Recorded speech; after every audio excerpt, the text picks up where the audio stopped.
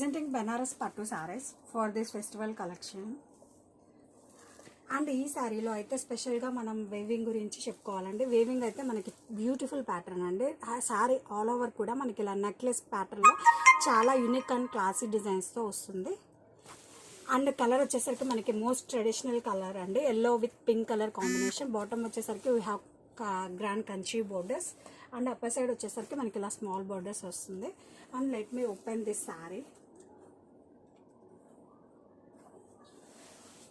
Contrast pallu, coming to blouse, contrast brocade blouse with border.